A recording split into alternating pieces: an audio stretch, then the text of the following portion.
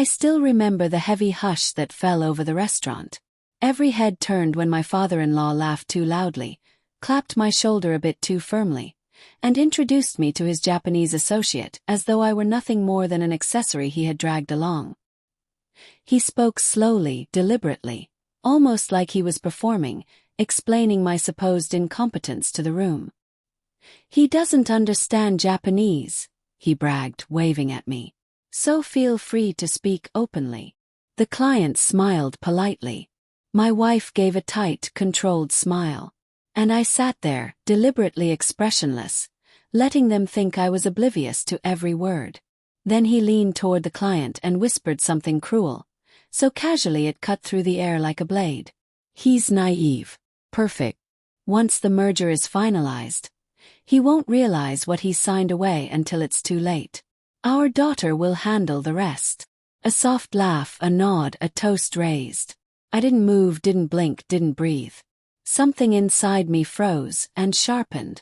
Humiliation burned, but betrayal cut deeper. That was when everything truly began.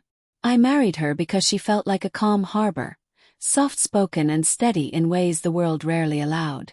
She would wait for me outside my office with coffee, sit beside me during late deadlines, tracing circles on my wrist to keep me grounded. She said she admired my determination, the way I had built my company from scratch.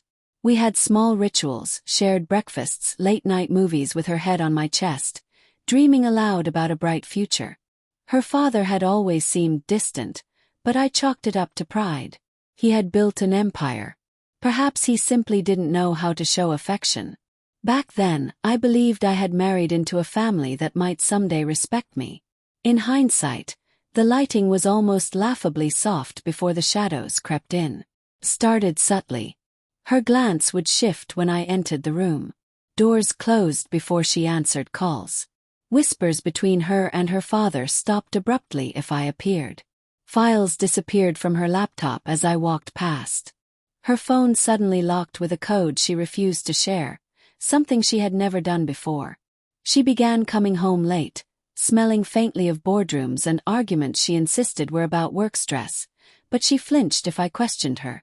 I did not accuse her. I observed. Methodically. I noticed her father suddenly taking an interest in my business, asking questions under the guise of curiosity. I noticed my wife's uncanny knowledge of shareholders' temperaments, the way she discussed corporate bylaws as if rehearsing lines for a play. Tiny fractures appeared, hairline cracks widening silently, forming a pattern I refused to name until the restaurant dinner confirmed my fears. After that night I said nothing. I went silent, a hush so complete it was terrifying. Later, while she showered, her phone lit up on the dresser. A message preview from her father. *, make him sign it before the merger. Don't hesitate. He trusts you. Use that. *, my chest clenched, not with heartbreak, but with a sharp, cold clarity. Another message followed. *, he'll lose everything. Absorb the company. Then file for divorce. Clean exit. *. I stood there as steam rose from the bathroom, my hands steady, my breath even. Something disciplined and old awoke inside me, shaped by years clawing out of poverty. The pain burned away, replaced by a stillness sharper than any blade. They had underestimated what they should have feared most. My silence. Revenge, I realized, was not fury. It was strategy. Over the next 2 months, I constructed my plan meticulously. She believed I was distracted, wounded, unaware.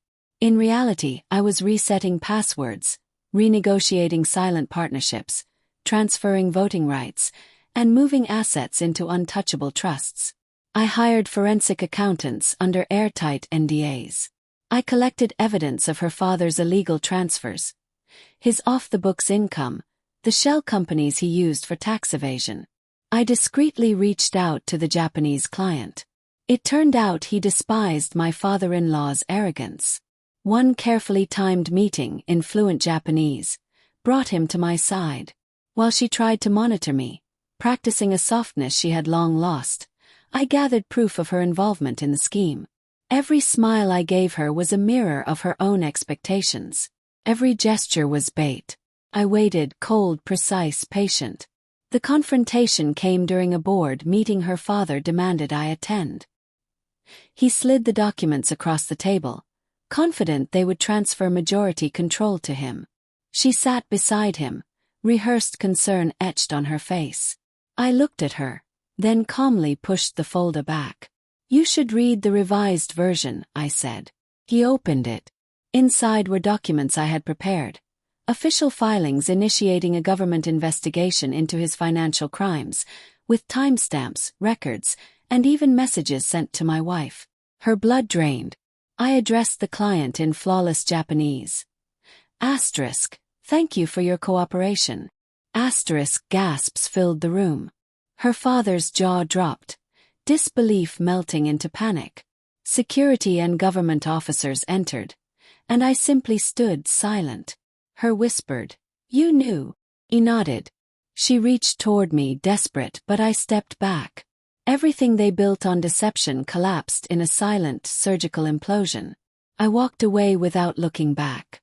The divorce was swift. She left trembling. Her father faced charges that would stain his legacy permanently. I reclaimed my company, my peace, my name. Some nights, I sit on the balcony with a glass of Japanese whiskey, the same brand they once mocked. I pour a single measure, not to remember them, but to honor the moment I stopped being prey. I sip slowly, gaze at the city below, and allow myself a quiet, small smile. Betrayal taught me one lesson. Silence is not weakness. It is the perfect weapon.